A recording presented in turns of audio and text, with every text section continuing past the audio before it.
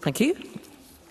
The final item of business is a members' business debate on motion 17486 in the name of Brian Whittle on securing the long-term sustainability of Scotland's health service. Is Dr Allen wanting to make a point of order?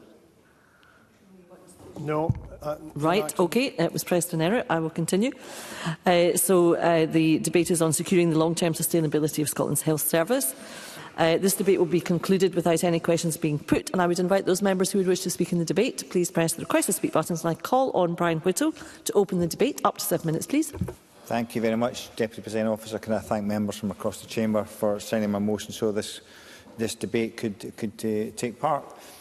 Members will know, of course, that I have been known to argue that the solution to most problems in our society is to go for a run. Today, however, I won't be making that argument. Instead, I'll be setting out why improving public health is the solution to many, if not most, of the intractable long-term issues facing our economy. And, of course, within that, I will weave the importance of being physically active within that. The Scottish Fiscal Commission's Fiscal Sustainability Report, published in April this year, set out how Scotland's annual budget gap is set to widen in the coming decades, driven in no small part by an ageing and less healthy population.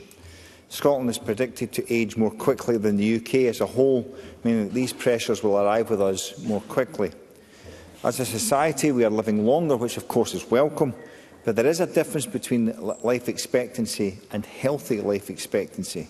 That is the number of years someone can expect to live in good health. Scotland's average healthy life expectancy recently fell to a near 10-year low, with women expected to have 60 years of good health and men 59.6. Across the country, there is a huge variation in healthy life expectancy. In North Ayrshire, both men and women can expect around 52 years of healthy years, while in Perth and Kinross, they can expect at least 13 years more than that. So as we live longer, we are likely to spend more years in poor health. That's more years with chronic illness, disability or dependence on others for care, all of which comes at a price. The demand on the NHS grows as more people need more treatment for longer. Social care and welfare costs rise as more people are unable to work or care for themselves. And on the other side of that coin, of course, economic activity, productivity and tax revenues decline as the size and health of our working-age population declines. Deputy Presiding Officer, this is a vicious cycle, and as the SFC report makes clear, one we must act to arrest now if we are going to have any hope of avoiding crippling budget challenges in years to come. Healthcare already accounts for a major percentage of Scotland's total budget. If we don't take some tough decisions today, we risk our successors in this chamber having to make impossible decisions a few years from now. The biggest opportunity for change is reducing the demand for healthcare by increasing our healthy life expectancy. There are many ways in which we can achieve that aim, but any approach has to include reducing obesity, promoting a healthy diet and widening opportunities for activity. It means tackling poverty. It does mean improving our housing stock, better use of education, not only to promote a healthy lifestyle, but to create new opportunities. And of course, increasing participation in sport and physical activity. Over the summer, working with Enlighten think tank, I published a paper aimed squarely at preventing illness. The paper sets out how we can embed prevention within our education system and make better use of facilities and resources we already have to prevent illness and ensure the next generation live longer, healthier lives. But it's not only among young people that we need to encourage change. The SFC tell us that the point of greatest challenge for our economy will come as those who are currently in their 30s and 40s at the moment reach old age. While those who are in the over 55s at the moment are most likely to drink and smoke to excess, the generation behind them are struggling with obesity, inactivity and a more sedentary lifestyle. Even small change in habits today can have an outsized effect on health outcomes down the road. By a long way, the biggest factor in a person's long-term health outcomes in later years are their VO2 max, which is their ability to absorb oxygen, and their muscle mass in middle years. Two things that can be improved with relatively small actions continued over time, which is why I'm such an advocate for a concerted shift towards prevention now. The sooner we act, the better. So why is it so hard to make that change? First, prevention by its nature is hard to measure. It's much easier to say how much you're spending on treating cancer or supporting people dealing with addiction than it is to say how many cancers have been prevented by improving people's diets, or how many people took a different path because a community organisation got 5 years guaranteed funding. Second, with the health and social care sectors under so much pressure, many within it are naturally resistant to the idea of any of the money they're spending now being diverted towards prevention. Now, I would suggest that by prioritising one element doesn't necessarily mean deprioritising another. Rather, it may just reduce the need in certain areas. This would have to be a gradual shift, not an overnight change, but because it's gradual, we need to begin the process now if we want to maximise its impact. We need to be willing to overcome the resistance to shifting priorities within the NHS and accept that we need to shift less effective elements of existing spend onto prevention. Almost every aspect of what the NHS does today can be argued at being essential. The judgment we have to make is not whether something is essential, but whether it is effective. That criterion, effective, is crucial here. Too often the most effective long-term approach loses out to the one which is more politically expedient or cheaper today, even if it means higher cost tomorrow. Equally, those of us whose role it is to scrutinise can be guilty of choosing the path of opposition over collaboration for our own reasons. Short-term thinking tends to result in long-term losses, and while the nature of politics means we won't, and indeed shouldn't, agree on everything, we are in danger of losing sight of anything that isn't on our immediate horizon. The Scottish Fiscal Commission's report lays it out in stark detail, the consequences of continuing down that short-term path when it comes to the intersection between health and our economy. Health is far from the only factor that will influence our future fiscal position, but many of those other factors are, for better or worse, outside of our control. Healthcare and the health of our population is very much the responsibility of this Parliament. Much as with any one person's effort to improve their own health, improving the nation's health isn't something we can achieve instantly with one action. It's the result of a lot of small changes working together over time to achieve a cumulative effect. But that end result has the potential to be transformational, improve productivity thanks to a healthier workforce, an end to the seeming ever-growing number of people condemned to a life on welfare because of preventable illness, fewer people struggling with poor mental health, and taking the pressure off Scotland's NHS, better allowing it to see beyond the immediate. Taken together, Deputy Presiding Officer, these steps give us a genuine chance to address the fiscal threats set out in the Scottish Fiscal Commission and take us at least some way towards closing the looming budget gap. Even more importantly, we can help more people in Scotland to have longer, healthier lives, because ultimately, Deputy Presiding Officer, if we in this chamber can't find a way to focus on the long-term game for the country, how can we hope to convince the public to do the same when it comes to their own health? Deputy Presiding Officer. Thank you, Mr Whittle. We now move to the open debate. I call first Emma Harper, to be followed by Davy Russell. Around 4 minutes. Ms Harper. Thank you, Presiding Officer. I want to thank Brian Whittle for bringing this motion to Parliament this evening. It is a hugely important subject and one which Mr Whittle has consistently and rightly raised over his time on the Health and Sport Committee, on which we both sit on in this and the previous session of Parliament. It's going to be a challenge, Presiding Officer, to cover the diverse issues in 4 minutes, and I was going to highlight some of the work of the Non-Communicable Disease Alliance and raise the fact that 53,000 deaths in 2022, that's about 85% of all the deaths in Scotland, were attributed to non-communicable diseases. The emphasis that this government and the public health professionals who deliver these policies day to day, they place a huge emphasis on prevention in healthcare, preventative healthcare. So that can't be overstated. But for much of its early existence in our health service, it was mainly reactive, partly due to the economic circumstances and post-war austerity, but partly it was down to the medical technology available for frontline professionals. In recent decades, we've seen a quantum leap in terms of technology and science available for our frontline staff to deploy where they need it. And I've witnessed the advances in the technology when I worked for the NHS as a registered nurse. I am still a registered nurse, Presiding Officer, and I like to keep up with the inventions and the ongoing tech. Today, our healthcare staff across have access to an incredible and efficient range of diagnostic tools. Blood samples can be taken from patients, tested and analysed rapidly, including immediate point-of-care testing and rapid results. The scale at which testing and screening can take place has increased almost exponentially. MRIs and CT scans are absolutely routine across the country, and labs operate around the clock. Mass screening programmes are deployed across the country to thousands of people, allowing for much earlier diagnosis and treatment. We've also seen the incredible development of vaccines across our population. Many of us will have memories of seeing those who survived polio but were left disabled by its effects. Thousands died from the polio virus every year, with little hope of treatment and no vaccine to prevent the disease in the first place. Mass vaccination has saved thousands of lives and saved tens of thousands of people from long-term health conditions that affect their quality of life and demand increased care and support from our healthcare system. That is why this purposeful disinformation on this side of the Atlantic, and sadly from the heart of government on the other side, is so dangerous. We have already seen drops in vaccine rates in some areas of England that have resulted in measles outbreaks. And measles isn't a benign virus, Presiding Officer, it's a serious and potential deadly virus. So I agree with Brian Whittle that the projected scale of future funding for our health service over the next 5 years, or for the next 5 decades, is in some ways pretty terrifying.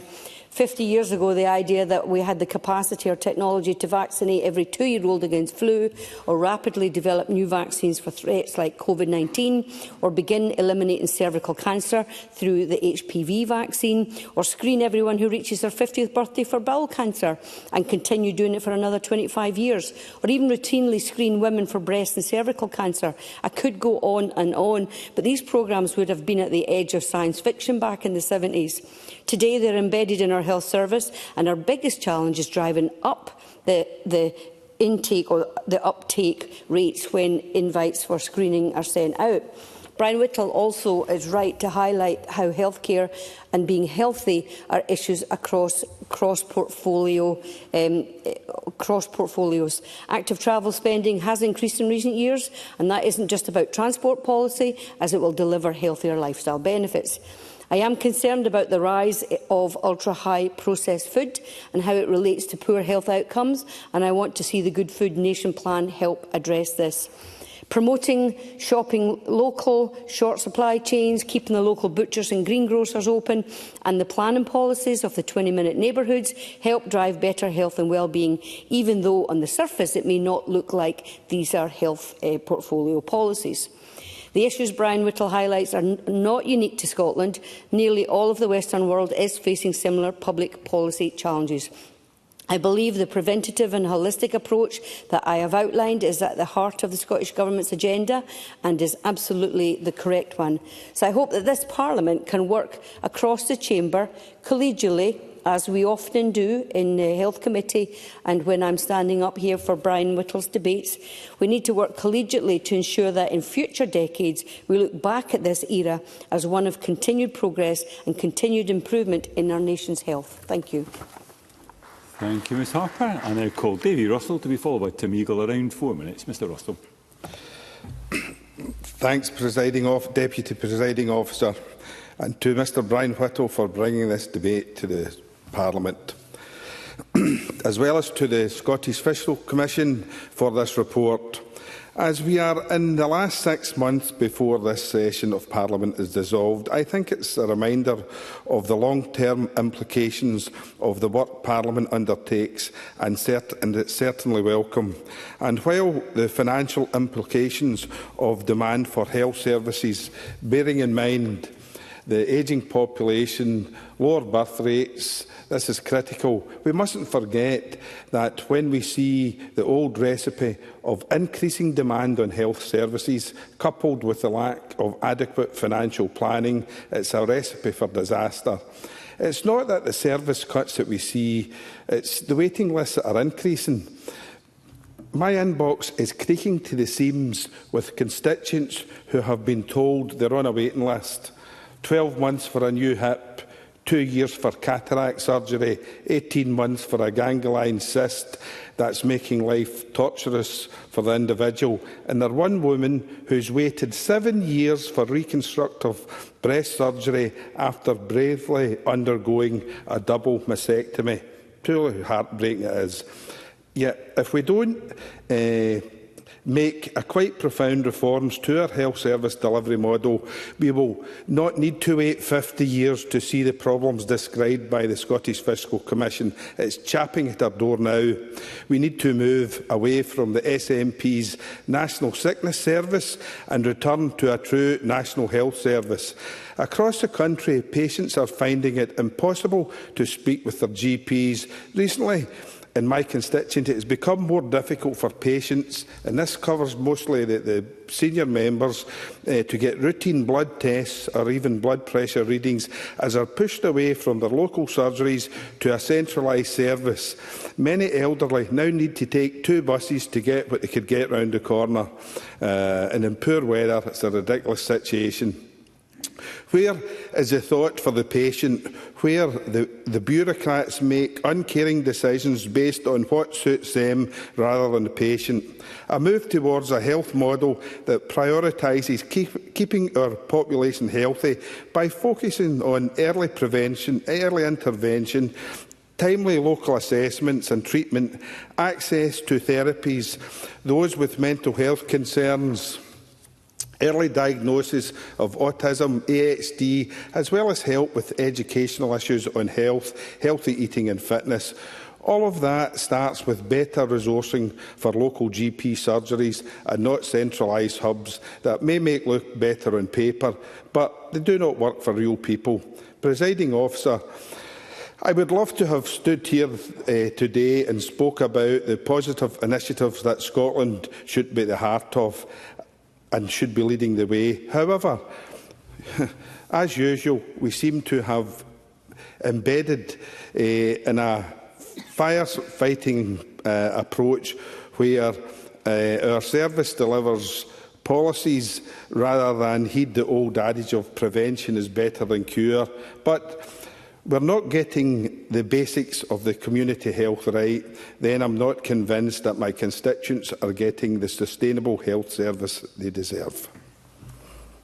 Thank you, Mr Russell. I now call Tim Eagle to be followed by Carol Mochan. Around 4 minutes. Mr Eagle. Well, thank you, Deputy Presiding Officer. And can I thank the member, Brian Whittle, for bringing this debate. I should actually, first of all, just register of interest. My wife is a GP up in Murray. I think I was probably in this Parliament no more than about 5 minutes before I had my first conversation with Brian Whittle about preventative health agenda. He is a true champion for this subject, and it's something I'm deeply proud of, and I think partly because I know a lot of doctors and I know the stresses that the NHS can come under, but I don't want this to be about negativity. I want this to be about what we can do, but also partly because during my time in Council as the Chair of the Children and Young People's Services Committee, I was aware of just how important things like sport and leisure were and healthy eating were for our children and all of us, in fact, moving forward. And it's why I support also things like Liz Smith's bill on outdoor education, which is just so vital to get people out into the countryside, out realising the value of outdoor pursuits, activities and sport. You know, I'll be 95 in 50 years' time when the Scottish Fiscal Commission report, I hope I'm still alive in 50 years' time, says that we were going to be spending near 50% of the Scottish budget on the NHS. And that's a worrying figure because there's so much else that we need to do with our Scottish budget. So that preventative health, everything Brian Whittle talks about, is vitally important to make sure that we're using every penny of that tax money as well as we can for the people of Scotland. Now, really, I wanted to focus in the little bit of time I've got on sport and leisure because I've deeply been concerned quite a long time now since I became a councillor that We don't take that as seriously as I think we should. I've seen services in decline across the Highlands and Islands, and particularly in my patch in Murray, where swimming pools every year have come under threat, as have sports clubs, because they can't get the funding they need. Yet I think this is something that we absolutely should be 100% behind. Swimming pools in our coastal communities are not only essential for saving lives, but they bring that ability for people to maintain healthy weights, but also for mental health support, because by being part of a team, we can be stronger, I think, as people. But equally, I think Brian touched on other things there: lifestyle support, mental health, early detection and screening, all things that I think we need to be doing more of. And in a digital world, I am not an app developer, but in a digital world, I'm convinced there is more that we can be doing to deliver for the Scottish population and helping them to have healthy and long lives.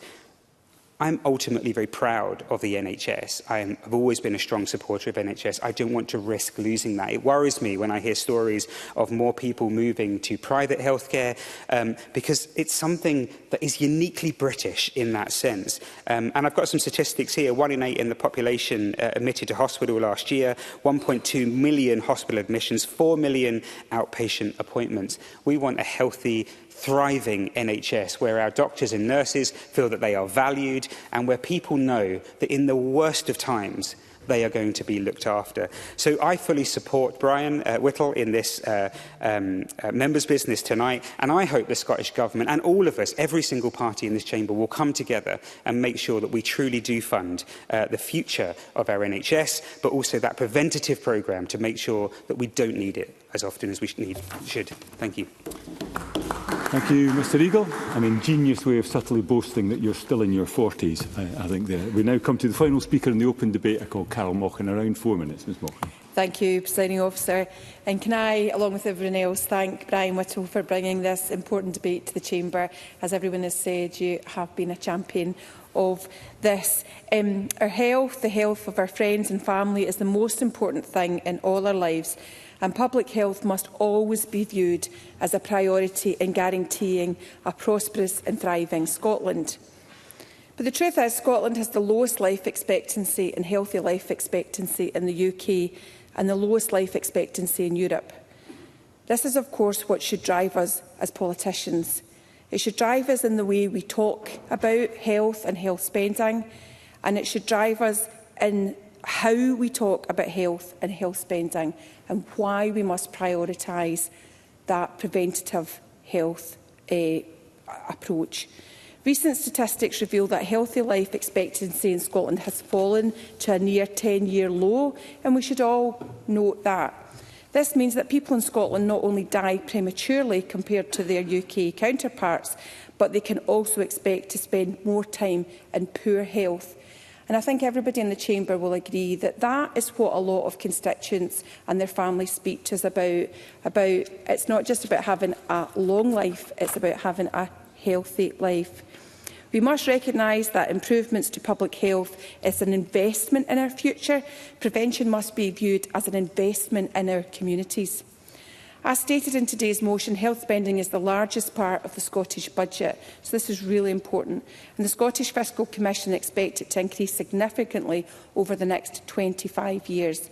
And so if we want to see this investment, then, as we all agree, we need to move to a more preventative approach to healthcare. But we also need to acknowledge the responsibility we have to ensure cross-portfolio approaches, which others have mentioned. We recognise that poor health is not just about individual choice. It's about what access one has to housing, to transport, to space, to healthy workspaces, to secure work, to family time, and to so much more. We in this place, Government, have a responsibility to legislate in a way that tackles rising inequalities. Because the truth is, the gap in health is unacceptably high.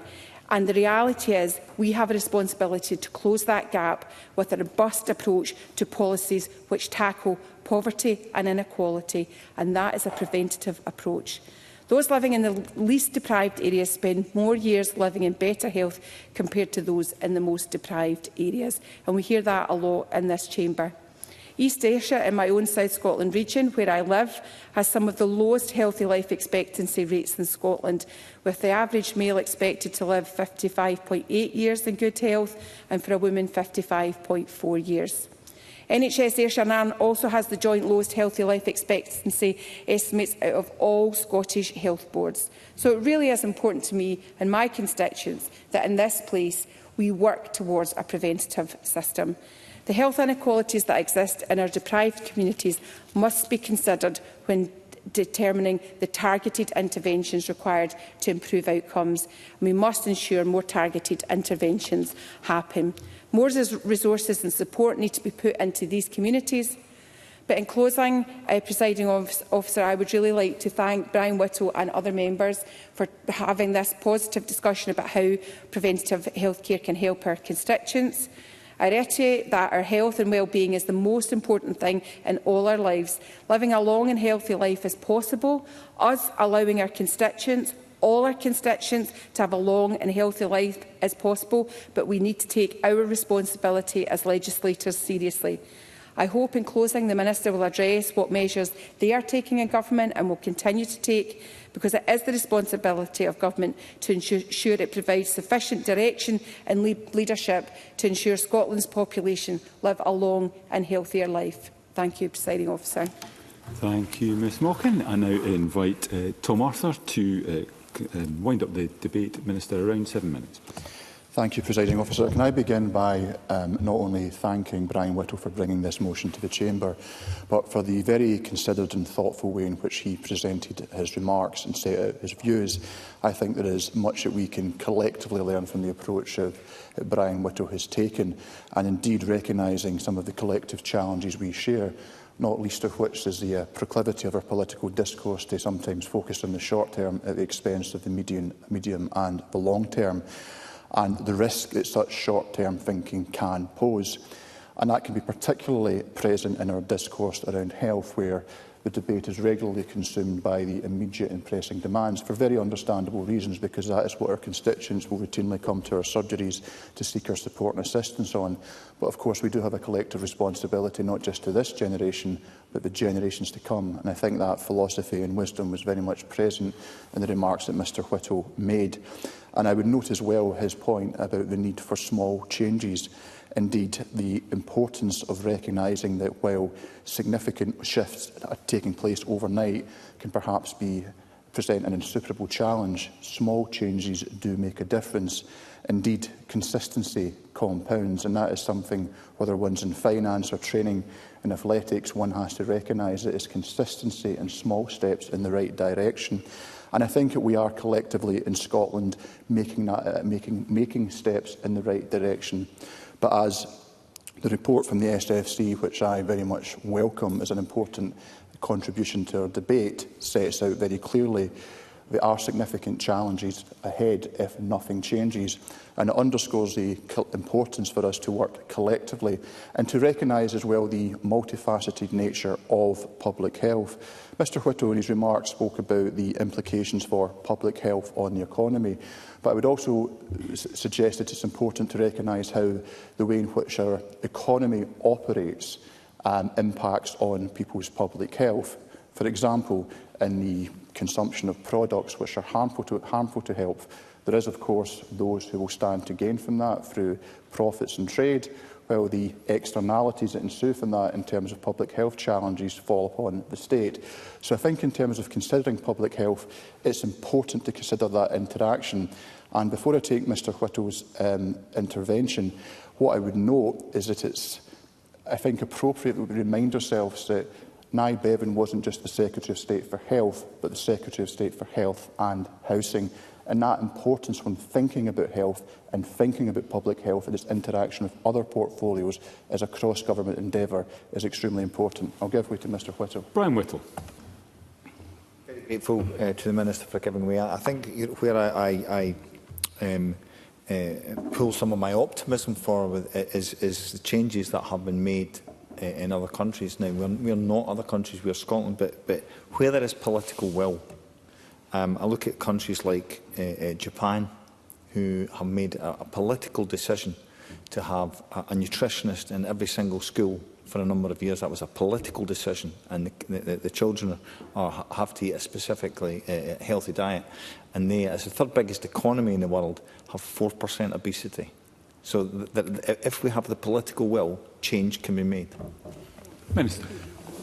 I think he highlights an important point. Of course, as the member will appreciate, the differences that we see in life expectancy and health life expectancy between different countries. Yes, public health policy in respective countries has an impact, but of course there's wider cultural, historic and economic factors as well. But that is in no way to not recognise the importance of the point that Mr Whittle made.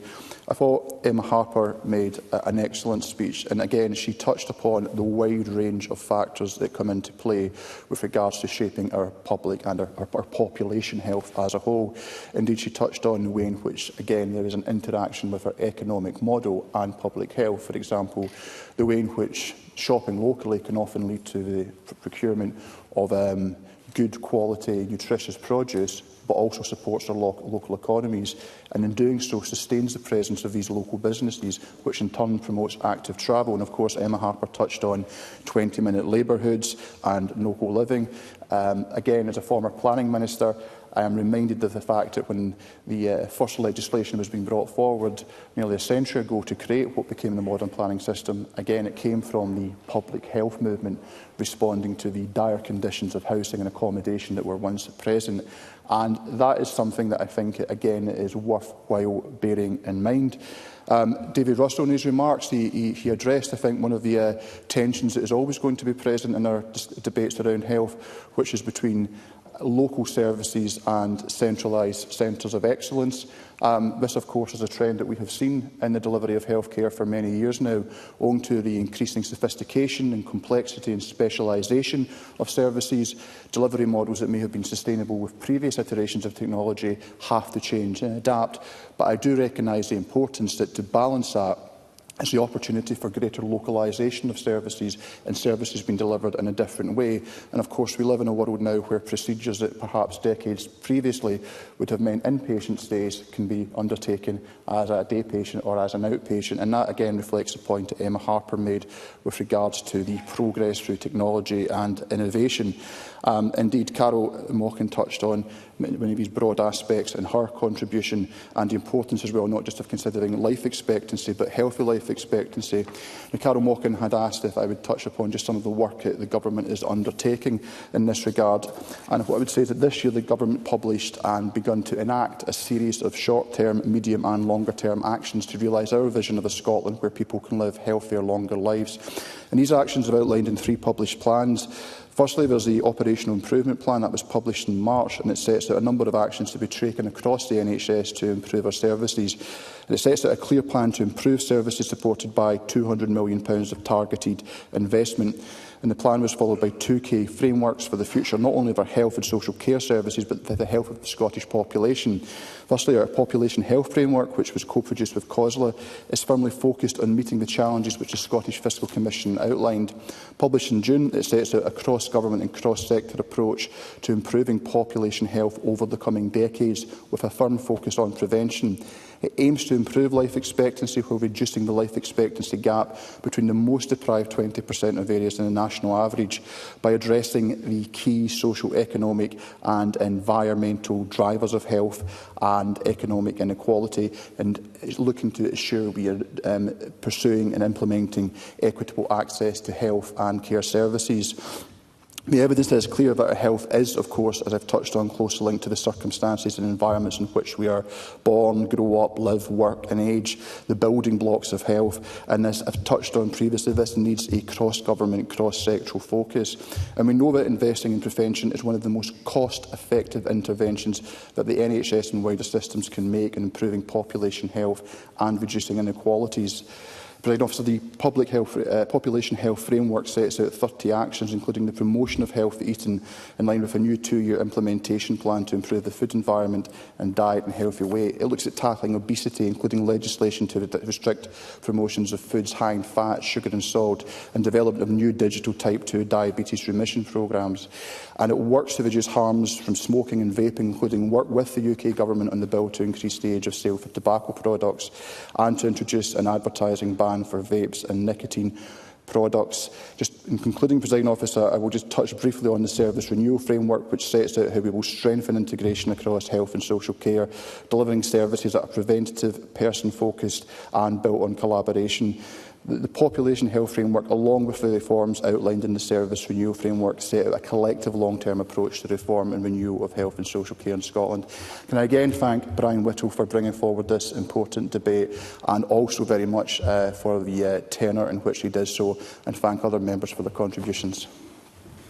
Thank you, Minister. That concludes the debate, and I close this meeting of Parliament.